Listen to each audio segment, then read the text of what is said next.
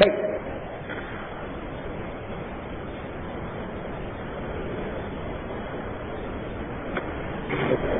Pertanyaan sekarang kita berikan. Saya insyaAllah. Dan di sini ada nasihat yang sangat baik sekali. Saya kagum dengan nasihat ini dari Syekh Ibrahim Ar-Ruhaili, hafizahullah ta'ala. Karena indahnya kata-kata beliau, saya ingin baca kepada anda. Ya, mudah-mudahan kita mengambil manfaat dari kata beliau rahimahullah, kata beliau hafizahullah. Kata Syekh Ibrahim, "I'lam aqad sunnah." Ketahuilah kamu saudaraku pengikut sunnah. Innaka in kunta sahiba sunnah bihaqqin fala yadurruka kaidu ahli samawati wal ardi laka. Nah, sungguhnya engkau kalau memang kamu pengikut sunnah, maka tidak membahayakan kamu makarnya pengikut langit dan bumi terhadap kamu. Kalau memang kamu pengikut sunnah sebenar-benarnya, maka siapa saja yang bikin makar kepadamu tidak akan membahayakanmu.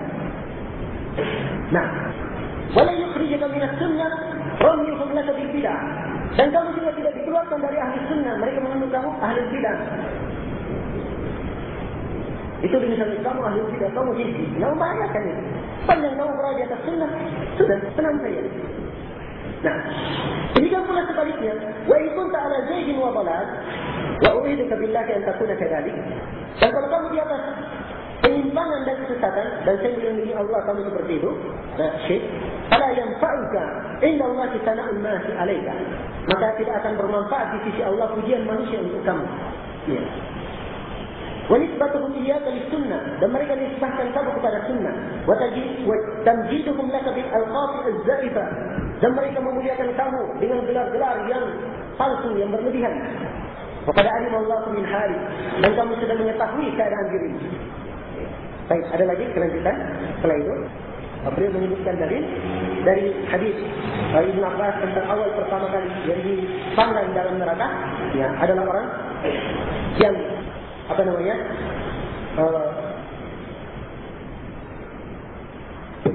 orang yang beramal, ya, tidak seperti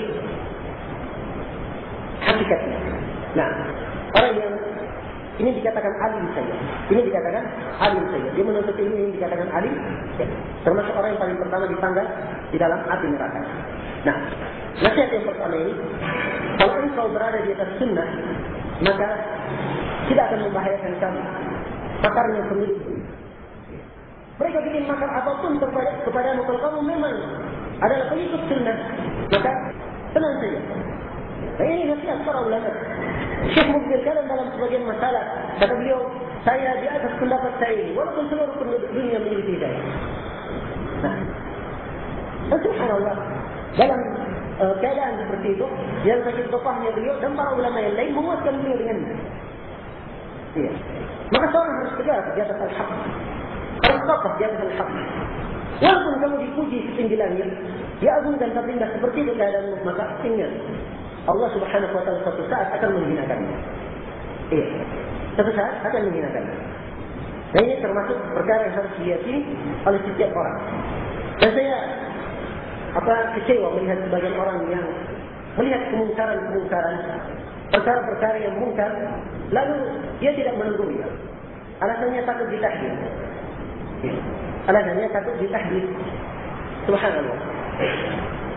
Apa yang mensyaf menghukumi kamu ini pengikut sunnah atau yang memiliki hak paten seperti adalah si Anu dan si Anu? Ini Allah Subhanahu wa ta'ala. Kalau kamu memang berada di atas sunnah, maka teguhlah kamu di atasnya.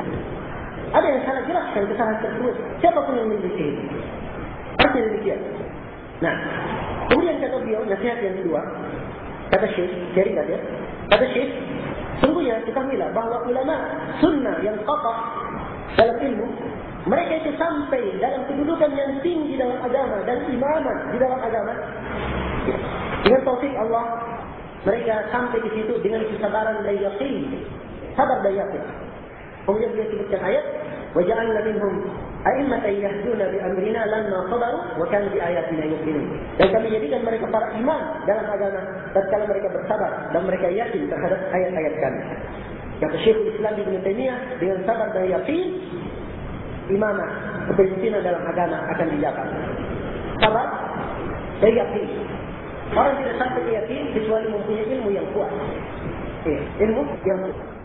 Nah, maka yakin adalah kuat dalam ilmu.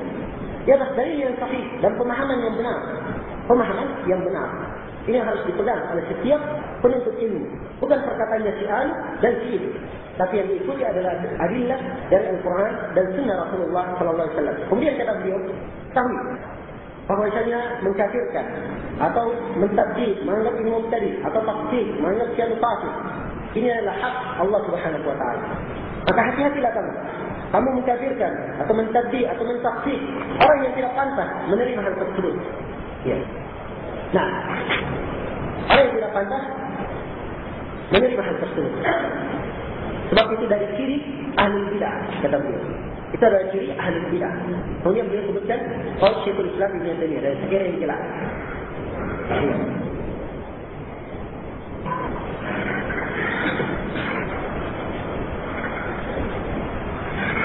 Baik. Kemudian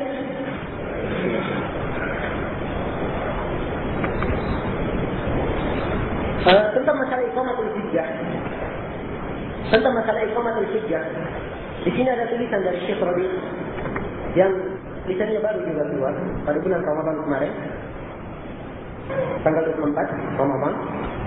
Beliau menjelaskan tentang masalah orang yang jatuh di dalam suatu bid'ah. Ya, apakah disyaratkan di iqamatul hujjah atasnya atau tidak? Kata beliau dalam fatwanya, saya ringkas, kata beliau yang masyhur di kalangan ahli sunnah, orang yang jatuh dalam perkara yang mengkafirkan, itu tidak dikafirkan sampai ditegakkan hujjah atasnya. Ini kalau masalah pengkafiran.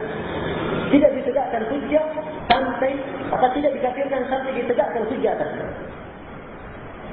Kemudian kata beliau, ada pun orang yang terjatuh dalam bid'ah, maka ini ada beberapa jenis orang yang terjatuh dalam bid'ah. Kata beliau, jenis yang pertama, ada bid'ah ahli bid'ah yang sangat jelas sekali. Seperti ahli bid'ah seperti Rawafid, orang Rawafid, Khawarij, Jahmiyah, Qadariyah, Al-Mu'tazilah, Sufiyah, Quburiyah, Al-Murji'ah yang masuk dalam Ikhwanul Muslimin, kata beliau Jemaatut Tabligh. Orang yang seperti ini kalau jatuh dalam kesalahan, jatuh dalam bid'ah, tak butuh diiqamatul hujjah, asalnya sudah ahli bid'ah. Dipahami? Kalau asalnya ahli bid'ah jatuh dalam bid'ah, ini menunjukkan bid'ahnya memang sudah semakin meningkat. Tidak perlu diiqamatul hujjah. Nah, wallahu musta'an. Baik. Seperti Ibnu Umar ketika menyikapi orang-orang yang berbicara tentang masalah takdir, langsung beliau berikan hukum. Kalau kamu bersumpah kepada mereka, maka beritahu bahwa saya bertafsir dengan mereka dan mereka bertafsir dengan saya. Tak ada iqamatul hujjah untuk jelas. Orang-orang. Pahami? Nah, kemudian yang kedua, kata Syekh Rabi. Nah, keadaan yang kedua adalah orang yang jatuh dalam bid'ah dan dia dari ahli sunnah. Si ahli sunnah, Syekh. Kalau yang pertama tadi ahli bid'ah memang sudah. Kalau ini dari ahli sunnah, jatuh di dalam bid'ah. Yang ini kata beliau, kalau jatuh di dalam bid'ah dan bid'ahnya itu adalah bid'ah yang jelas. Bid'ah yang jelas, seperti bid'ah mengatakan Al-Quran itu makhluk. Tidak tentang qadariyah, tentang takdir, atau tentang pemikiran Khawarij. Jelas ya, tidak tentang pemikiran Khawarij, tentang masalah apa namanya tersembunyi seperti itu. Masalah jelas, mengkafirkan kaum muslimin, kemudian menghalalkan darah orang-orang membikin perzinahan, itu dilakukan dan dihalalkan oleh yang Ja'far al-Warqam. Dalam satu nafs pernyataan, insyaAllah kalau kita akan bantah pemikiran Khawarij ini pada tempatnya. So ini masalahnya penting. Sampai yang jatuh di dalam fatwa ini menghalalkan darahnya, sampai sekarang mungkin belum tahu apa salahnya di situ. Maka butuh kita uraikan dari sisi i'tiqad dari mana salah. Dari mana salah. Nah, yang seperti ini jelas pemikiran Khawarij. Nah, maka seperti ini kata Syekh Rabi, orang yang jatuh dalam bid'ah yang jelas seperti orang yang mengatakan Al-Quran makhluk, tentang qadariyah, tentang pemikiran Khawarij, maka ini hukumnya yubadda, dia ditabdil. Dia enggak mubtadi. Dan ini amalnya para ulama salaf. Amalnya para ulama salaf. Kita sebut tadi hadis Ibnu Umar di poin yang pertama ya, itu salah ya. Hadis Ibnu Umar ini diletakkan oleh Syekh Rabi di bagian yang kedua, yaitu tentang Qadariyah. Ketika beliau ditanya, langsung beliau sebutkan, sebab ini bid'ah yang besar. Ya, langsung beliau katakan, kalau kamu berjumpa dengan mereka, saya berlepas diri dari mereka, dan mereka berlepas diri dari saya. Mereka berlepas diri dari saya. Nah, kemudian ada beliau sebutkan pembahasan di sini, ya, tentang masalah lafaz yang muhtamal, dan disebutkan juga contoh lain oleh Syekh Rabi, hafizahullah ta'ala. Kata beliau, nah, berkata Imam Az-Zahabi, berkata Ahmad bin Kamil Al-Qadhi, Ya'qub bin Syaibah, itu tadinya dari kibar Ahmad bin Ma'din dan Al-Harith bin Miskin. Dia ini faqih. Tapi dia ini berpemikiran wasitiyah dalam Al-Quran, tawakuf dia dalam masalah Al-Quran. Apa Al-Quran itu makhluk atau tidak? Ada 3 kaul. Banyak para ulama salaf, Al-Quran itu adalah kalamullah. Kalau Al-Jahmiyah, Jahmiyah mengatakan Al-Quran itu makhluk. Orang-orang wasitiyah, dia mengatakan kami tawakuf. Mereka tawakuf. Ini orang-orang wasitiyah. Dan ini yang disikapi oleh Imam Ahmad, mereka ini lebih jelek daripada Jahmiyah. Dan di sini Imam Ahmad, ketika Ya'qub bin Syaibah tawakuf dalam masalah Al-Quran ini, maka Imam Az-Zahabi rahimahullah ta'ala berkata, akhad al-waqaf, dia mengambil waqaf dari gurunya Ahmad yang disebut tadi, dan telah waqaf dalam Al-Quran Ali bin Ja'ad, Mus'ab Az-Zubair, Ishaq Israel dan jamaah, dan mereka menyelisih sekitar 1000 orang imam. Bahkan seluruh para ulama salaf dan al-khalaf yang menafikan al-khalqiyah, bahwa makhluk Al-Quran itu bukan makhluk, dan mereka mengkafirkan Jahmiyah. Kita mohon insya Allah keselamatan dalam agama. Kemudian kata Imam Az-Zahabi, dan Ya'qub bin Syaibah ketika menyampaikan sikap tawakufnya dalam hal tersebut di Baghdad, maka Imam Ahmad mentahdirnya lagi. Ya, mentahdirnya. Kemudian disebut, ketika Imam Ahmad ditanya tentangnya, maka Imam Ahmad kata dia ini mubtadi, sahibu hawa. Dia ini ahli bid'ah, pengikut hawa. Sebab bid'ah yang dia terjatuh dalamnya bid'ah yang jelas. Bid'ah yang jelas, bukan bid'ah yang tersembunyi.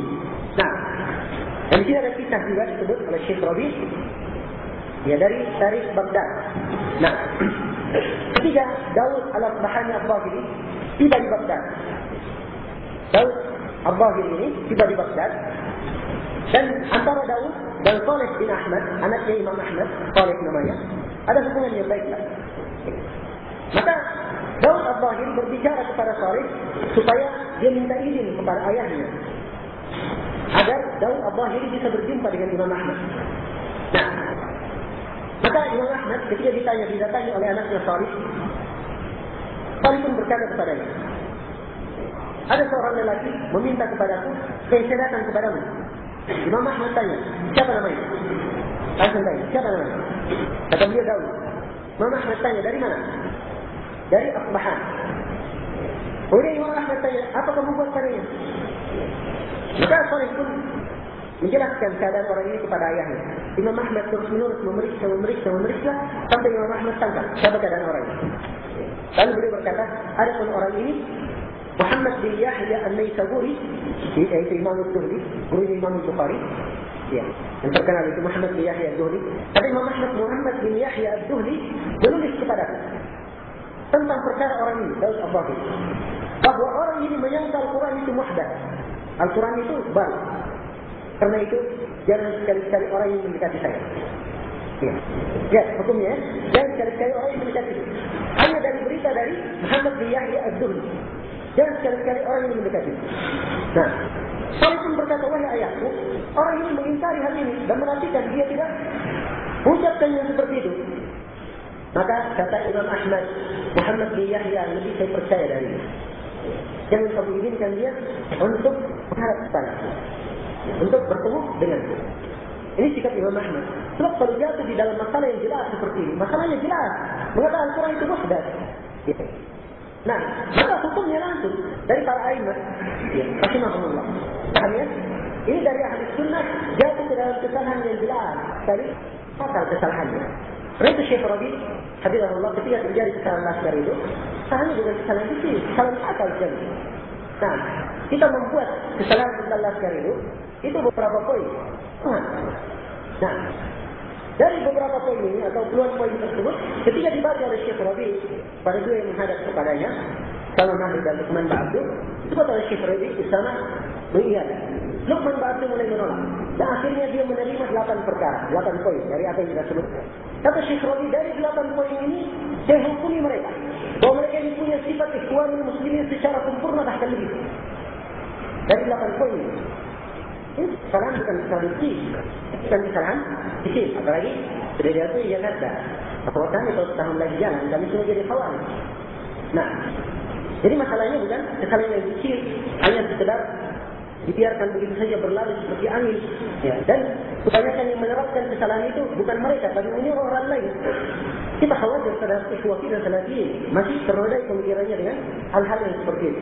Karena itu takrir kembali, mendidik mereka untuk kembali kepada usul, mempelajari usul ahli sunnah wal jamaah, paham terhadap usul. Kita harapkan mudah-mudahan bersih dari pemikiran-pemikiran itu. Nah, baik. Kemudian keadaan yang ketiga yang diterangkan oleh Syekh Rabi, hafizahullah, seorang dari ahli sunnah. Seorang dari ahli sunnah. Dikenal orang ini dengan taharri bil haq, senang mencari al-haq. Dan dikenal orang ini dengan taharri bil haq. Dan akhirnya dia jatuh dalam bid'ah yang tersembunyi. Bid'ahnya khafi, tersembunyi. Tidak nampak.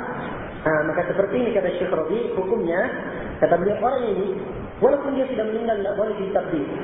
Tak boleh ditakdir, bahkan harus disebut dengan kebaikan walaupun sudah meninggal. Nah, kalau dia masih hidup, maka dia dinasihati, dijelaskan kepadanya al-haq. Ya, jangan tergesa-gesa dalam mentadbirnya.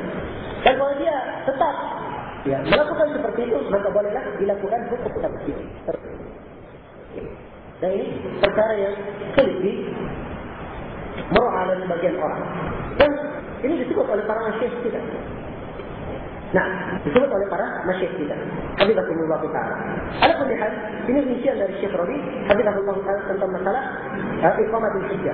Kemudian di sini dia ada pembahasan tentang masalah hajar, tahdir dan tabdi ini. Saya ingin membacakan fatwa dari Syekh Rabi, nasihat dari Syekh Rabi. Supaya kita tahu, orang yang kenal Syekh Rabi sepintas lalu, itu seperti yang dikatakan oleh Syekh Muhammad bin Hadi, seakan-akan Syekh Rabi itu kerjanya memang tahdir ahli bidah terus. Tapi dia tidak tahu bagaimana hikmahnya orang ini.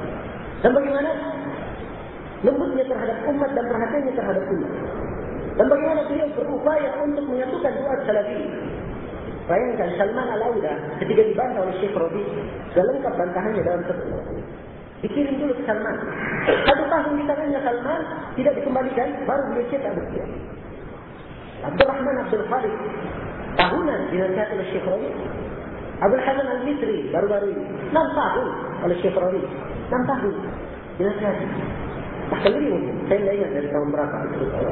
Kalau saya tidak salah dari tahun 14-16 Hijriah. Kita sudah berapa tahun? 10 tahun. Nah, baru setelah itu beliau berbicara. Menunjukkan beliau menginginkan kebaikan dan menunjukkan ikhlas dan kejujuran. Ya. Mudah-mudahan Allah Subhanahu Wa Taala tetap menjaga beliau. Nah, beliau memberi nasihat di sini. Di dalam ini terekam dalam satu kaset dan kita dipindahkan bagian ikhwah. Ini hasil dari rekaman tersebut. Ditanyakan kepada Syekh Rabi, pengikutnya ahlul bidah, apakah juga dihajar? Pertanyaan begitu. Ada orang mubtadi, ada pengikutnya juga apakah dihajar atau tidak? Ya, kata Syekh Rabi hafizahullah, al-maqdu' minkum ya ikhwan. Orang yang tertipu dari mereka wahai ikhwan, kalian jangan tergesa-gesa. Ajari mereka, jelaskan kepada mereka. Sebab banyak di antara mereka yang menginginkan kebaikan. Kata Syekh, sampai orang-orang sufiah. Sebelum demi Allah, andai kata ada kegiatan salafi, kalian akan melihat mereka masuk kepada salafiyah, berjamaah dan sendiri-sendiri kan. Ya. Maka butuh dinasihati. Kemudian kata beliau, jangan sekali-kali kaidah di sisi kalian hajar saja. Seperti itu saja kalian menyatakan. Kata beliau, jangan sampai al-asas cuma hajar. Apakah asas itu cuma hajar saja? Asas fondasi itu cuma menghajar. Kata beliau, al-asas hidayatuna. Fondasi dalam syariat itu memberikan hidayah kepada manusia, memasukkan manusia kepada kebaikan. Tentang masalah hajar ini kata Syekh, sekarang dipahami salah. Kamu kalau menghajar manusia kata Syekh, Kamu hajar manusia seluruhnya. Siapa yang masuk ke dalam sunnah? Kalau kamu hajar seluruh orang. Kata beliau, hajar ini ya ikhwan. Kata Syekh Rabi, ini hajar di masanya Imam Ahmad. Dunia waktu itu penuh dengan salafiyin, penuh dengan salafiyah. Kalau Imam Ahmad berkata bulan mubtadi, sudah jatuh. Adapun secara salafiyah, itu bagikan rambut putih di kerbau hitam pada Syekh. Bagaimana rambut putih di kerbau hitam? Hitam kan kerbaunya dari jauh. Ada rambut putih ya, berarti jarang sekali ada. Ya untung kalau ada. Kan begitu. Nah, itu kata Syekh.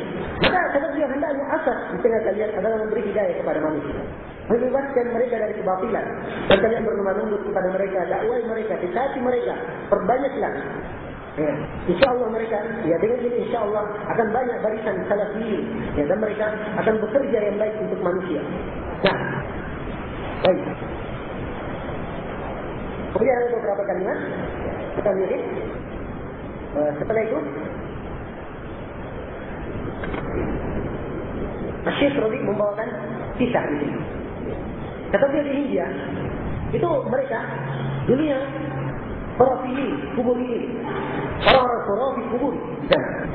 Maka datanglah ahli hadis dengan ilmu dan hikmah, sehingga mereka pun dengan hikmahnya dan ilmu mereka membuat kebaikan untuk sekian juta orang.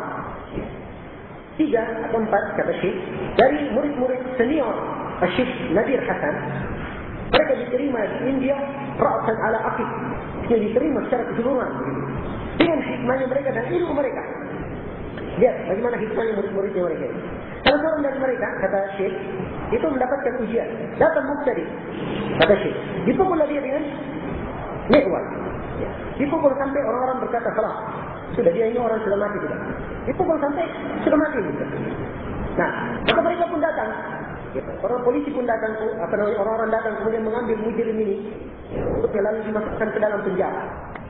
Begini, ketika murid Syekh ini sadar, awal kali dia bertanya, di mana tadi orang yang mengumpul saya? Mana dia? Mana dia pergi? Orang-orang mengatakan, oh sudah, dia sudah dipenjarakan. Katanya, tidak boleh. Sama sekali tidak boleh dipenjarakan. Ya, saya sudah maafkan dia. Saya sudah maafkan. Sudah dipenjara. Dan tidak bisa dilepas lagi. Mereka tidak mau untuk melepaskannya. Maka apa yang dilakukan oleh murid Syekh ini, ia pun memberikan infak nafkah kepada anak-anak mubtadi yang memukul dia ini, diberikan infak untuk mereka. Masuk penjara, siapa memberi nafkah untuk anak-anak itu? Dia memberikan. Setelah orang ini keluar dari penjara, dia pun masuk ke dalam salafiyah. Ya, dari kita orang mungkin ini. Nah, karena hikmah.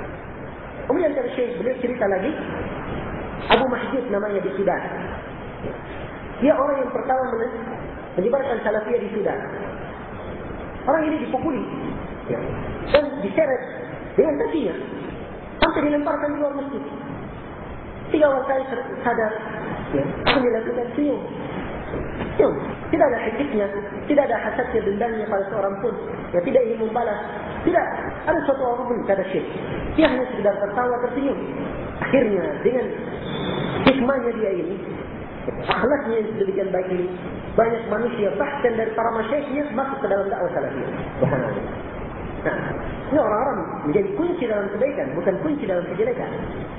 Kata Syekh Rabi, yang saya inginkan di sini, kata beliau, saya tidak ingin kalian sampai ke derajat ini, maksudnya kalian sampai dalam pengorbanan sebesar ini, enggak. Tapi yang saya inginkan, kata Syekh, kalian itu hendaknya punya hikmah, punya hilm, ya, punya kesabaran, punya maksud yang baik. Maksud itu adalah memberikan hidayah kepada manusia. Barakallahu fikum. Ya, demi Allah, dengan akhlak yang hikmah, hilm, manusia akan menerima dakwah kalian. Manusia akan menerima dakwah kalian.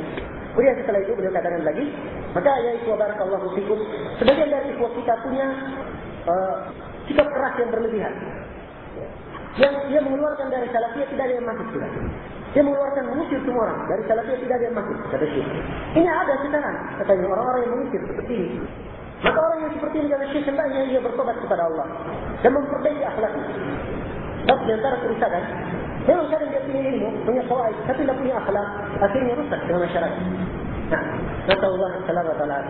Karena itu hendaknya senantiasa memohon kepada Allah makarim al-akhlak wa mahasin asy-syiah. Sebab ini adalah perkara yang sangat membantu sekali dalam dakwah. Ya, membantu di dalam dakwah. Kemudian kata Syekh, hendaknya menjadi doa orang-orang yang diberi hidayah kepada Allah Barakallahu fikum. Hendaknya kalian berpegang dengan uslub ini, kata Syekh. Jangan kaidah di sisi kalian hajar saja. Hajar itu masyru', kata Syekh, kalau bermanfaat. Kamu kalau di zamannya Imam Ahmad sudah kamu hajar. Tapi sekarang ini kamu di zamannya siapa? Barakallahu fikum, kata Syekh Rabi'. Maka hendaknya kalian punya hilm, punya sabar, dan mendekatkan manusia kepada kebaikan dan masukkan mereka ke dalamnya. Nah, ini nasihat beliau. Dan Syekh Ubaid Al-Jaziri juga, ketika ditanya oleh Ikhwah di beberapa tahun ini, seperti ini, jawabannya juga mirip seperti ini. Nasihat. Dan sembarang orang yang dikeluarkan. Hajar itu tidak diberlakukan seperti itu dengan seenaknya. Nah, wallahu ta'ala alam, ini mungkin yang kita sampaikan untuk pertemuan kali ini berkaitan dengan materi. Ini mungkin ada beberapa pertanyaan. InsyaAllah kita beri pertanyaan. Kita jawab